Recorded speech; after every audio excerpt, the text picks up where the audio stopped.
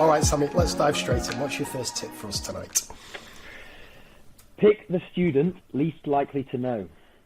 Ooh. Now, I love like a clickbait headline. That's a great one. You've hooked me straight in. I've tried to make them snappy, sorry. I like it. Go, tell me more.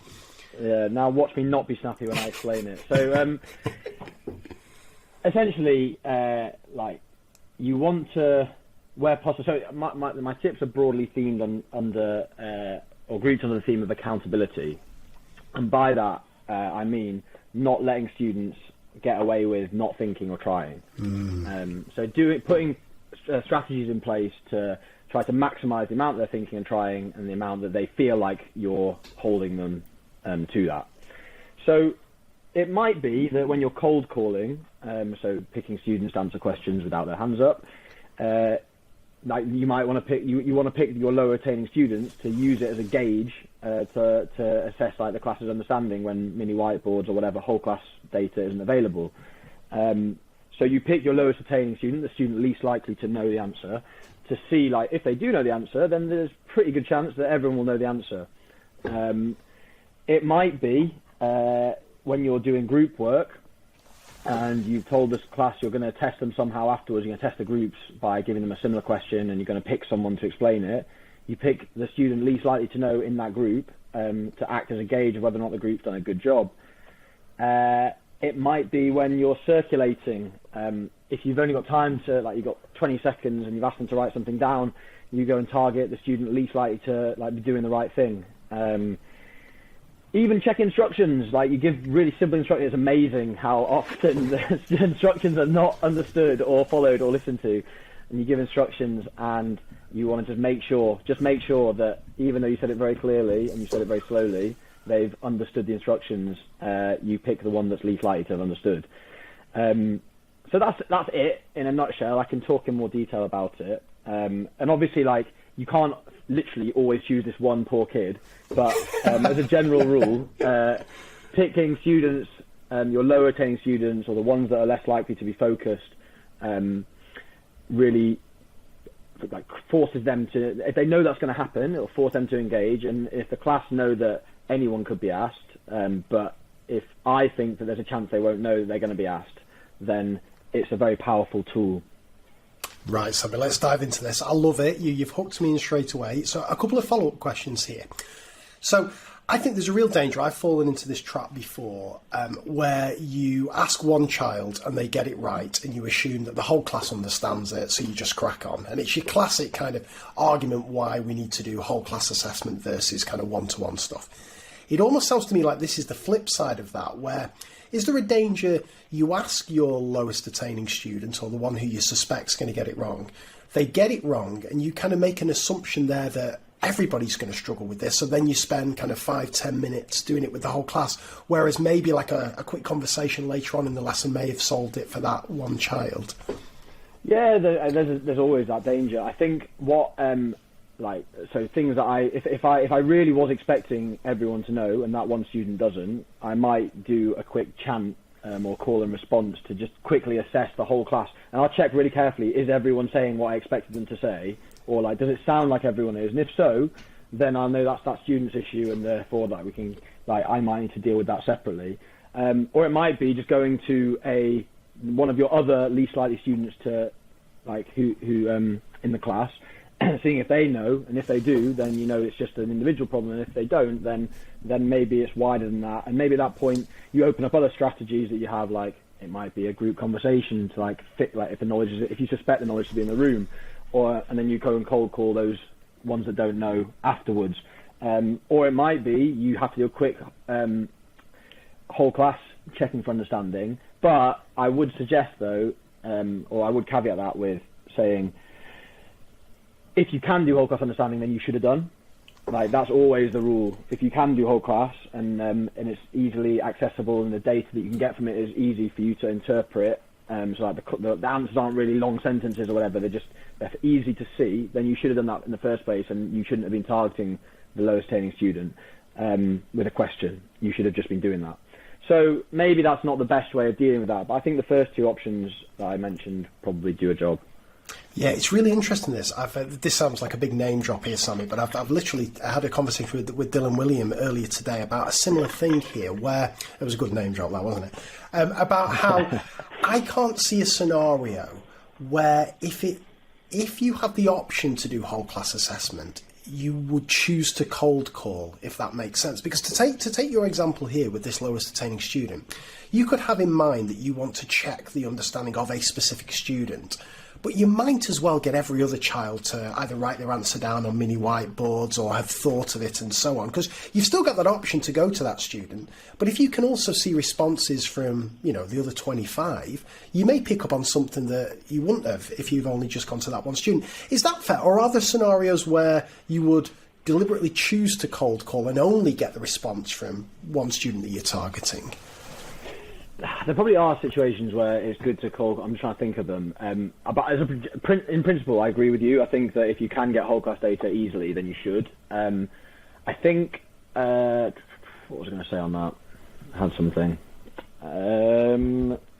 It's gone from my head. What was I going to say? No, maybe I'll come back to it. Sure. But yeah, no. In principle, I agree with you. I think. Yeah, I remembered. If a student wants, if you're looking for an explanation, like a really detailed explanation, a strategy, whatever it may be, and I try to place quite a lot of emphasis on that in maths lessons. It's not just what and how, but why. And if you're really focusing on that, then it's actually quite often that mini whiteboards aren't going to suffice. And so, what's quite nice is when you're cold calling for an explanation, you pick the many students least likely to know, the bottom third of the class, let's say, in terms of attainment or engagement or whatever it may be, and you start off with so-and-so, maybe your lowest attaining, and you move on to the next one, the one least likely to be engaged, and then you move on to the next one, and it also, by jumping between them in mid-explanation, it forces them to really engage with each other's answers. So it doesn't necessarily have to be just one student when you're doing this, but as a general rule, just focus on the ones that are going to actually be a useful gauge, and not the ones that are going to, the ones that you expect to be able to answer it.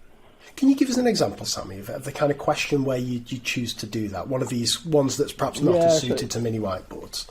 So we're doing it. There's a question that came up today in actually a little topic test, and I'm going to review it tomorrow. It was quite a complicated shaded area shape, but the shape was like an L compound shape. But then within it, there was a triangle at a funny angle, nice, which was attached to the sides, and you were given the perimeter, and you had to find the area of the shaded section.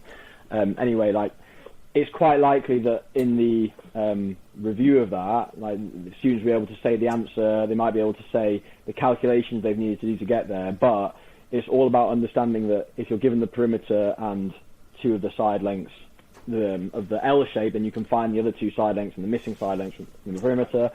And you have to think about the shaded area being the total area minus the unshaded area. And so all these kind of descriptive elements to the strategy that don't mention numbers are really good things to cold call students about, rather than getting whole class data on mini whiteboards, because that's just not going to explain it. You're not going to know whether or not they've understood it from that. Yes. So just to dig really deep into this, I'm fascinated about this notion of jumping from student to student, maybe mid-explanation. So how would that start? What would be your kind of opening question? Okay, so why is this question difficult, please? I don't know. Mohammed will say, hopefully, let's assume they answer correctly. He'll say, okay, fair enough. So it's because we've got the perimeter, we don't know any parts of the area, we've got to somehow figure out some of the side lengths before we then find the area. What's the first thing I'm going to do in order to do this? Please, Oscar. And Oscar's going to say, well, you need to find the total area, and then you're going to need to find the unshaded area, and you're going to have to subtract the unshaded from the total. Okay, nice. What about this, ED? What do we think about this? And you just bounce from one to the next, and they've got to be really listening, because they know at any point you might cut them off and bring someone else into it. Sometimes it is actually really, really jarringly, probably from their perspective, mid-sentence, because I know that they understand and they're confident and they're about to say the right thing. And it can be partly to check for understanding, but it can also be partly just to like hold attention, Yes. just stopping them in that moment and saying, you pick up exactly where they were going from, where they were going, and obviously then like you can go from there. Does that make it clearer? Yeah, it does. And is this still your kind of bottom third in terms of kind of attainers and the ones who you suspect aren't engaged, or are you chucking this out to everybody? Yeah. So like in general, like the proportion of my questions that are aimed at the bottom third is massive out of the questions I ask, but you can just obviously tailor the questions to challenge the highest attainers, and that is equally important. It just doesn't need to be as frequent, I think, because they're more likely to be listening and focused. And maybe it's a value judgment. Maybe that's my sort of I don't know, socialist roots coming through, that I care more about bringing out the bottom than... No, I don't know. It's value. We have to challenge the highest attainers all the time. It has to be at the forefront of your mind. But I just think it's in your bread and butter of lessons, the way that you run your models and your questioning, it's more important to make sure that everyone is listening, and then when it's appropriate, you cold call and move amongst the highest attainers with some really challenging questions. So Yes. It is still important, and I still do it, but it's definitely the case that the lowest attaining students receive a greater proportion of my questions to answer. That makes perfect sense, Sam, because again, the worst question in the world that I could ask here is, you could well imagine you've got a couple of high attainers in there who just think, oh, he's not going to ask me this, so I'll just kind of sit off a little bit. But I guess that's more about the kind of culture that you create in the class and so on and so forth, that you're pretty confident that that's not a major problem. Yeah, and you're absolutely right. You have to assess it as you see it, and part of it is gut, and you just kind of, and obviously you can always just check. You can always just check by asking a question, because it's your classroom and it's your lesson. You can do it how you want. But also, just to emphasise, the questioning is the most obvious way in which this applies. But it definitely does also apply to, just as a general, we've got a phrase at our school which is "don't lie to yourself," and we tell the kids that all the time. But it also is words to live by as an adult, and just in my normal life, I just walk around thinking don't lie to myself. It applies to anything, but it's before I did cold calling for the first couple of years of my teaching, I didn't do this, and I definitely didn't ask the people least likely to know, because if I had, it would absolutely ruin my lesson. Yes, because we get stuck. We get stuck every time. From the first minute, it's over. And I think like these doing this, it's an ultimate don't lie to yourself in your teaching, because it's very easy to convince yourself that like you've done a really good explanation. They've all been looking at you. You've been sitting pens down. There's no way that they can't have followed this, and so you pick students that.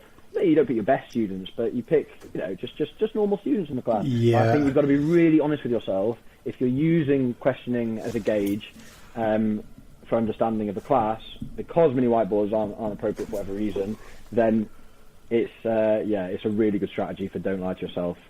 I love that don't lie to yourself, Sammy. It reminds me, I'll never forget, one of my early when I was observed right at the start of my career.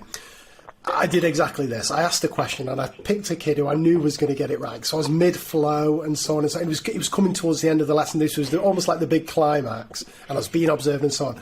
And the teacher observing me at the end congratulated me, said, good choice of student to ask that question to. And I was like, yeah.